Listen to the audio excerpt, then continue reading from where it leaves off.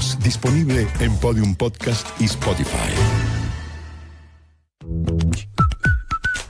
Ya estamos de regreso con Sandra Ceballos y Cristian Arcos en Ciudadano ADN por la 91.7.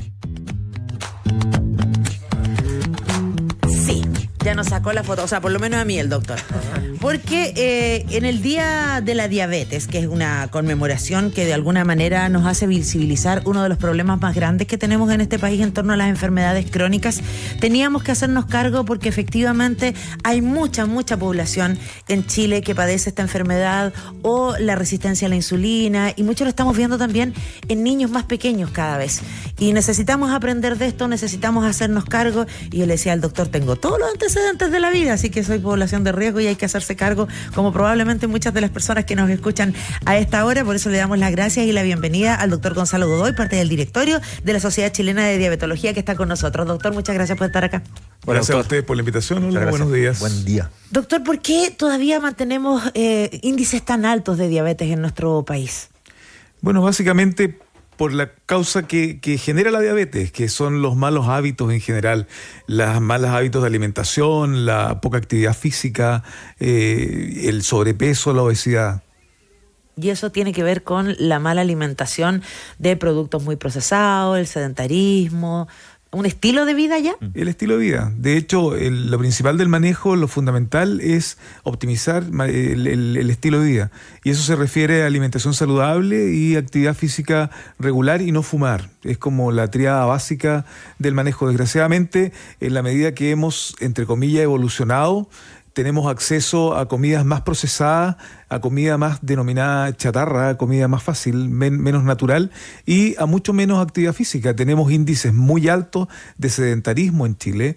Todavía hay un porcentaje de población significativa que fuma y tenemos malos hábitos de alimentación. La encuesta nacional de salud demuestra que solamente un 15% de la población cumple con los requisitos de consumo de frutas y verduras, por poner un ejemplo. Doctor, ¿cuántos tipos y características tienen, tipos de diabetes hay? Si tienen características distintas, si hay mayor riesgo en una que otra.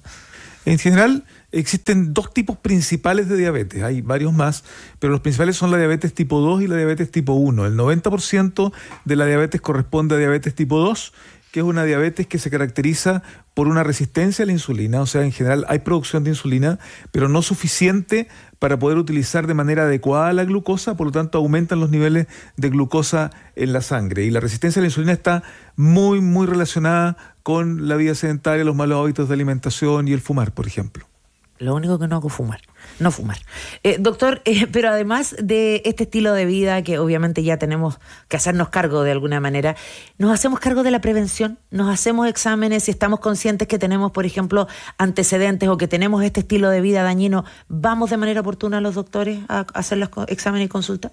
Es un tema súper importante. Desde el año 1991 que se celebra el Día Mundial de la Diabetes, por un acuerdo principalmente para poder crear conciencia de enfermedad y poder prevenir la diabetes. Y la prevención pasa por el diagnóstico oportuno y por el manejo adecuado en realidad. El problema es que desgraciadamente no tomamos mucha conciencia de enfermedad y una vez que tenemos la enfermedad tampoco la tomamos tan en serio, ¿ya? Entonces yo creo que ese es el problema y desgraciadamente es un problema que produce mucha complicación en el largo plazo y mucha disminución de la calidad de vida y aumento de los costos en salud. Tenemos en este minuto a nivel mundial 1 de cada 10 personas que viven con diabetes y se supone que el 2045 eso llegaría a 8 de cada 10 personas viviendo con diabetes. Tal vez eso mismo, el hecho de que se diga que uno puede vivir con una enfermedad crónica, hace que uno se lo tome un poco a la ligera. Es probable, y tal vez el mismo hecho de que sea tan frecuente de alguna manera hace que lo consideremos casi una, entre comillas, normalidad y no asumamos la responsabilidad que significa tener la enfermedad y lo que significa complicarse en el largo plazo. Ahí hay un tema también, doctor, social quizás, ¿no? De cultura, ¿no? De quizás, como estamos medios empoderados y todo eso, mirar con cierto desdén el autocuidado también, ¿no? El cuidado preventivo, el estilo de vida, pero también una vez instalado ya la enfermedad, como a lo mejor tardarse mucho en acercarse y hacer los tratamientos que correspondan, ¿no? Y tal vez en no generar bien el cambio de hábito en el momento más oportuno. La verdad es que en la población adulta es muy difícil cambiar hábitos. Entonces, generalmente esto pasa por educar bien a las poblaciones futuras, adultas, digamos. Momento oportuno es eso, el ¿no? colegio, Desde la crianza. Exactamente. Claro. Y que de hecho se ha logrado mucho, por ejemplo, en el hábito de fumar, en el sentido de crear conciencia en poblaciones menores de lo malo que es el cigarrillo, y de alguna manera ellos también tienen alguna, opción frente a los adultos para que los adultos tomen conciencia también de eso. En lo que es alimentación, lo mismo, digamos. El adulto es bastante difícil cambiar hábitos, lo que no significa que tenemos que intentarlo igual, pero es mucho mejor cambiar hábitos en edades más precoces de la vida, de manera que ellos van a ser, en el fondo, los adultos de las futuras generaciones. Claro, se genera una secuencia, además, probablemente. Probablemente. Bueno, y de hecho cada vez vemos a los niños también con bombas de insulina, vemos a los niños que saben cómo usar su tratamiento. Ahí también hay una conciencia que debería llegarnos a todos, porque desde muy pequeños hay algunos que están lidiando con la enfermedad. Ahora, desgraciadamente, en Chile el tema de metabólico en la niñez es realmente muy, muy preocupante, porque estamos primeros en Latinoamérica en obesidad infantil. Un 20% de las niñas tienen obesidad y un 30% de los niños tienen obesidad, según una publicación del 2022 en revista Lancet, y que nos transforma en los primeros en Latinoamérica en obesidad. Entonces, eso de alguna manera ensombrece más el pronóstico futuro en relación a todos estos problemas en relación a la glicemia, prediabetes y diabetes. Vamos a seguir hablando de este tema, doctor, pero le pido un minutito porque tenemos noticias del momento hasta ahora con Medelis Jensen, que nos tiene información a propósito de lo que ha ocurrido con el caso Monsalve. Medelis.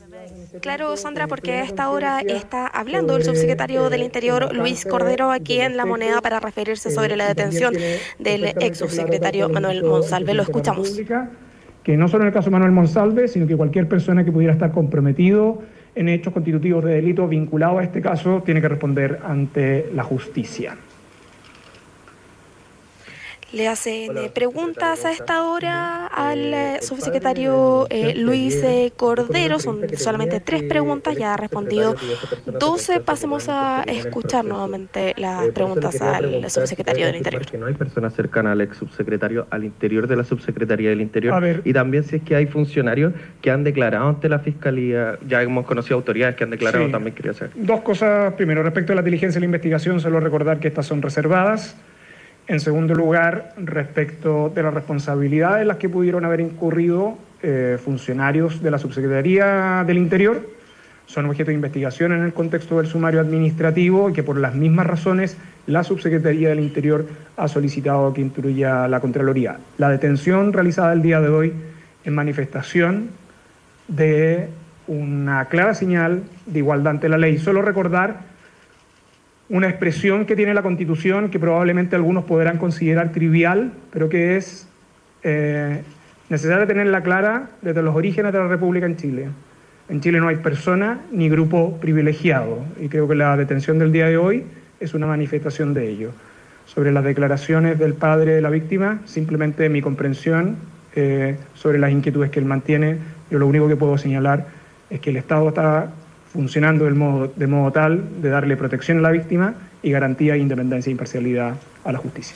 El subsecretario del Interior, entonces, Luis Cordero, dando las primeras declaraciones a propósito de la detención de Manuel Monsalve. Vamos a estar ampliando con los servicios informativos, mientras aquí en el Ciudadano ADN seguimos hablando y haciéndonos cargo de este Día Mundial de la Diabetes con el doctor Gonzalo Godoy, parte del directorio de la Sociedad Chilena de Diabetología. Doctor, hablábamos de lo peligroso que es el panorama de aquí en adelante a partir de las cifras altas también de obesidad infantil, de cómo no hemos tomado, entre comillas, normalizar el hecho de que la diabetes es una enfermedad crónica con la que podemos vivir y tal vez no la tomamos tan en serio. Ya han estado pasando otras cosas, doctor. En el último tiempo hemos visto, por ejemplo, lo que ha pasado con las inyecciones que se han utilizado para el tratamiento de la diabetes. La Ozempic, Victoza son algunas de ellas, y vimos que hubo un quiebre de stock porque hay personas que la utilizan para bajar de peso. Hemos visto que hay algunas que las venden fraudulentamente en internet sin ningún tipo de autorización ni permiso. Eso daña también de alguna manera el tratamiento para la diabetes o para la resistencia a la insulina. O sea, sin duda lo daña.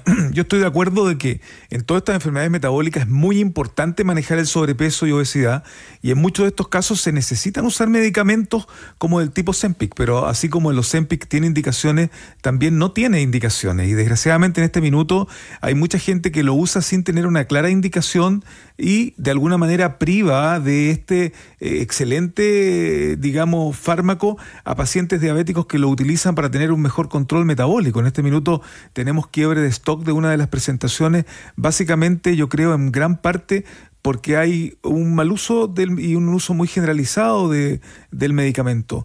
Yo reitero sí de que estoy totalmente de acuerdo que el manejo del sobrepeso y de la obesidad tiene una finalidad mucho más allá de lo estético y tiene una finalidad muy importante en prevenir estas enfermedades metabólicas, pero debe ser hecho de alguna manera, digamos, asesorado por algún médico y haciéndose exámenes y viendo cuál es la situación de salud de cada persona que utiliza estos medicamentos. Claro, porque además hay historiales, ¿no? Hay, digamos, composiciones propias, particulares, y además lo hemos conversado acá con el doctor Oscar Barrera, que con nosotros tiene una sección permanente. En Chile somos bastante estrictos y de muy buena manera respecto a medicamentos. O sea, no se vende cualquier medicamento, no de cualquier forma, y por lo mismo el riesgo es extremadamente grande. Hay un tema de responsabilidad también, doctor, de información, de tener la información necesaria y suficiente, que lo hemos dicho un montón de veces y hay que retirarlo las veces que sea necesario, que acá estamos hablando de temas de especialistas, en temas de salud muy importantes. Absolutamente, todos los medicamentos tienen riesgos y tienen beneficios, y el riesgo-beneficio debe ser evaluado por un profesional, no por cada paciente en particular.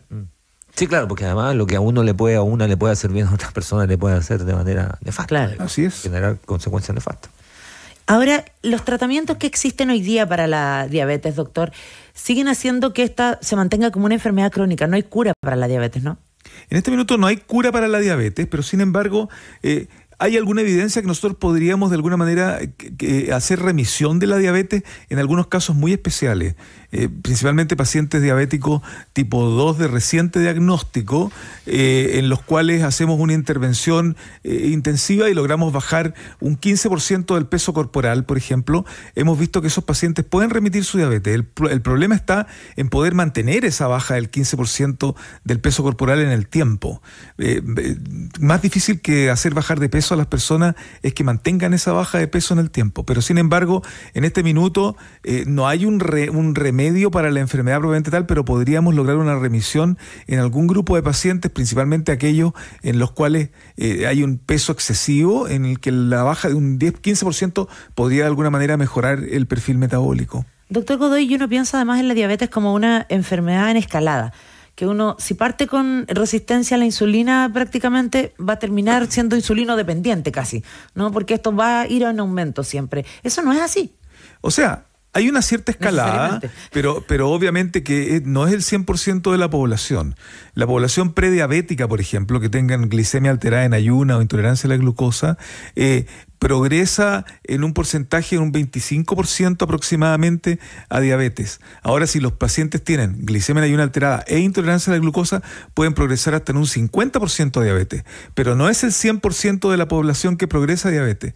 La resistencia a la insulina es previa y es la misma cosa. La resistencia a la insulina, más que una enfermedad, es una condición, y no todas las resistencias a la insulina progresan a prediabetes o a diabetes, ¿ya? Todo este espectro, sí, de resistencia a la insulina, prediabetes, diabetes, mejora con un estilo de vida saludable, eso sin duda.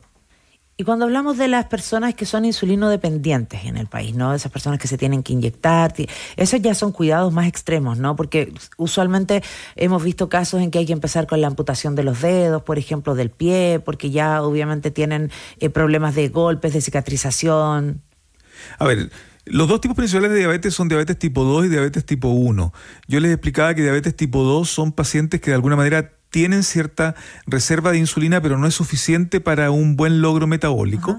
Los diabéticos tipo 1 son personas que tienen una agresión sobre sus células betas productoras de insulina y dejan de producir insulina. Por lo tanto, los diabéticos tipo 1 necesitan insulina para vivir y por eso se llaman insulino dependientes. Los diabéticos tipo 2 pueden llegar a usar insulina cuando depletan toda su función de célula beta, pero ellos son insulino requirentes en el fondo, es diferencia de dependientes. Los dependientes, si no usan insulina, se mueren, ¿de acuerdo?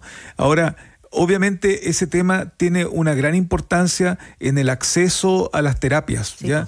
De hecho, en el Día Mundial de la Diabetes, el acceso también es un punto súper importante porque hay un porcentaje importante de población que desgraciadamente no tiene acceso a las terapias más adecuadas que de alguna manera disminuyen las complicaciones. Se ha demostrado que si nosotros diagnosticamos oportunamente la enfermedad, la manejamos de forma oportuna y con los medicamentos más adecuados para cada persona, podemos disminuir significativamente las complicaciones, mejorar la calidad de vida y disminuir los costos de atención en salud.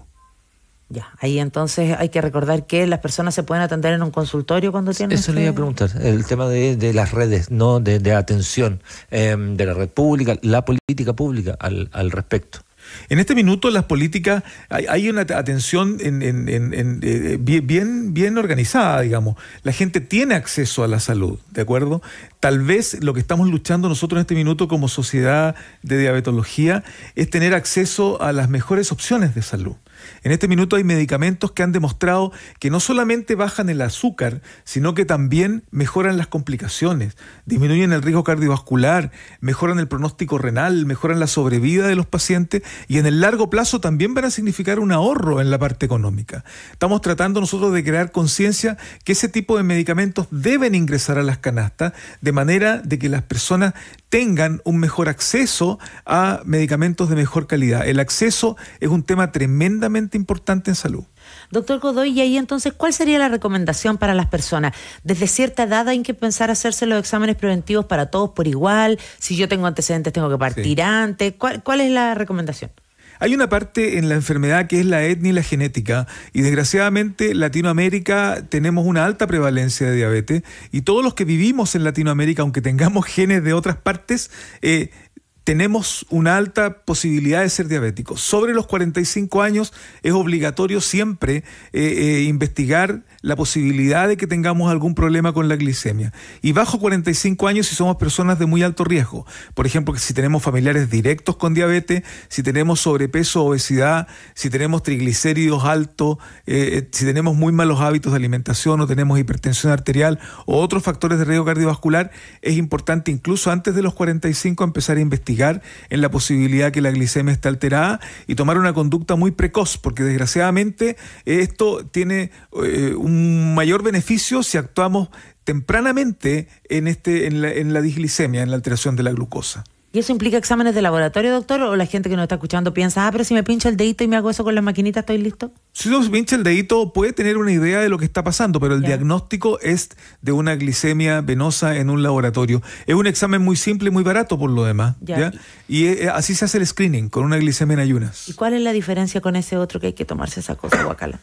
Eso es una prueba de tolerancia a la glucosa y se hace en algunos casos cuando nos queda duda con la glicemia en ayunas y con la hemoglobina glicosilada, que es un promedio de azúcar de los últimos 3 meses, podemos llegar a una prueba de tolerancia a la glucosa en que hay que tomar esta carga de azúcar y hacerse una glicemia a las 2 horas. El médico va a decidir en quiénes se justifica hacer una prueba de tolerancia a la glucosa, pero el screening o la pesquisa se hace con una glicemia en ayuna, que es una glicemia tomada 10-12 horas después de ayuna en la mañana temprano, y según eso uno puede determinar si es normal, no es normal, si es prediabético o es diabético.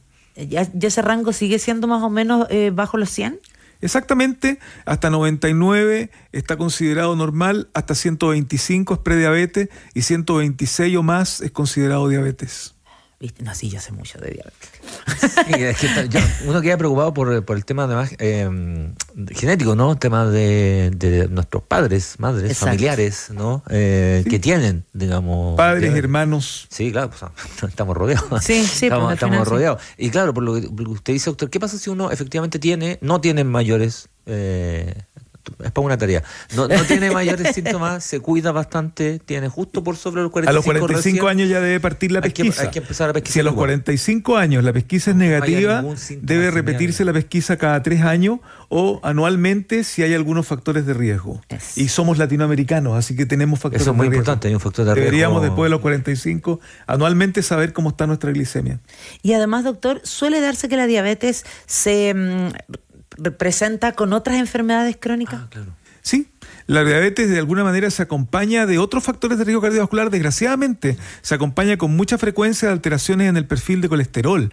Es muy frecuente tener triglicéridos elevados y HDL, que es el colesterol protector más bajo, y eso de alguna manera hace que el colesterol malo, que es el LDL, sea mucho más agresivo y genere mucho más placa de colesterol. El paciente que vive con diabetes o con glicemias alteradas tiene mucho más riesgo cardiovascular aterosclerótico, más infarto agudo del miocardio, más accidente cerebrovascular, más enfermedad arterial obstructiva de extremidades inferiores, y también se relaciona más con hipertensión arterial. Exacto, sí, y por eso mismo hay mucho más riesgo a otras enfermedades. Yo sé que, claro, hay mucho más riesgo. Yo sé, doctor, que lo ideal es la prevención, ¿qué pasa cuando eso ya no ocurrió? Cuando ya estamos en un cuadro de aquello.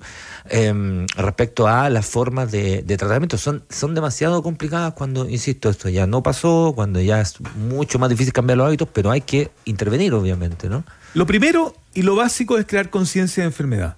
Si alguien tiene diabetes, debe saber qué significa tener diabetes y asumir responsabilidad frente a su terapia.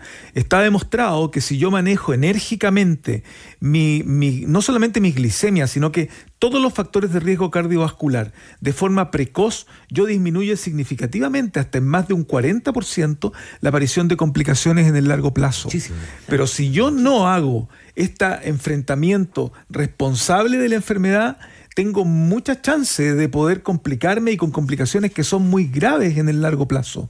Eso se llama memoria metabólica. El manejo precoz y enérgico de la enfermedad responde satisfactoriamente en el largo plazo. Y es por eso que es importante en el momento del diagnóstico crear conciencia de enfermedad y manejar no solamente la glicemia, sino que manejar todos los factores de riesgo que de alguna manera en el largo plazo me pueden generar complicaciones.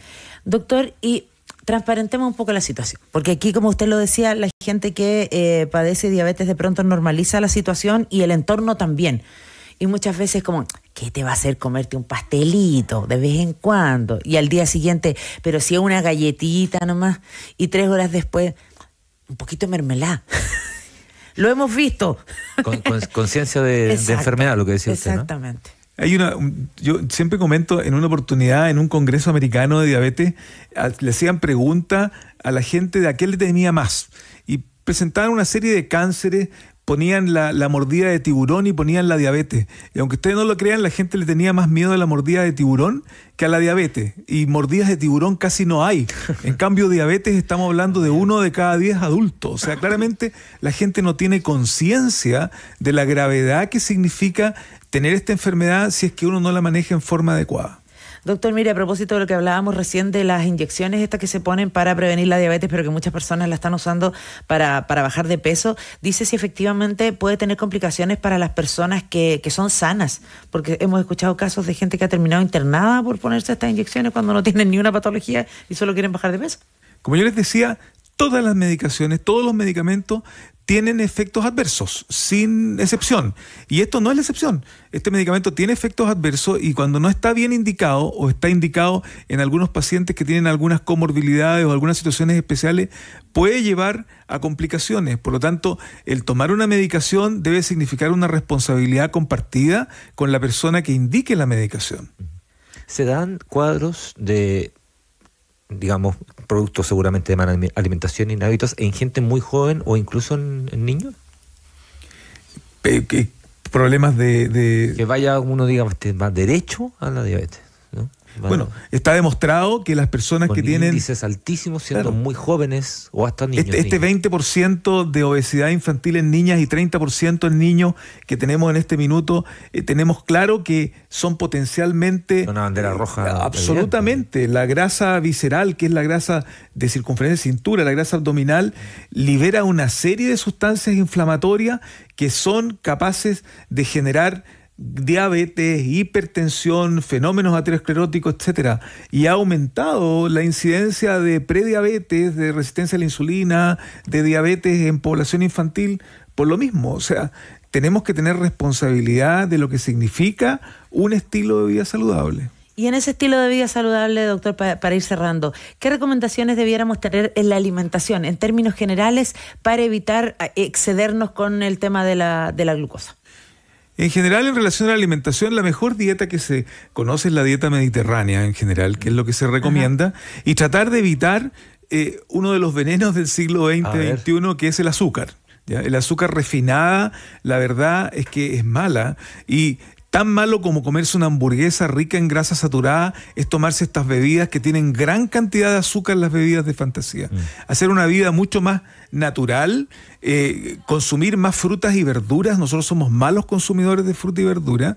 Tener cuidado con las grasas saturadas, evitar los alimentos ultraprocesados y la comida chatarra, volver a la comida preparada en casa con alimentos más naturales, utilizar semillas, utilizar aceite de oliva, etcétera. Ya, por ese lado. Y por el lado de la actividad física, hacer actividad física, mínimo 150 minutos a la semana, mínimo cada 2 días. Estamos autorizados a un día no hacer actividad física, para el día siguiente ya tenemos que hacer algo, aunque sea caminatas, 7.000 o 10.000 pasos en el día, también sirven. Ya, buenas recomendaciones entonces para ser un poco más optimistas y ocuparnos, hacernos cargo de nuestra salud finalmente, que ahí es un tirón de orejas porque nos lo ha dicho el doctor Gonzalo Godoy, parte del directorio además de la Sociedad Chilena de Diabetología.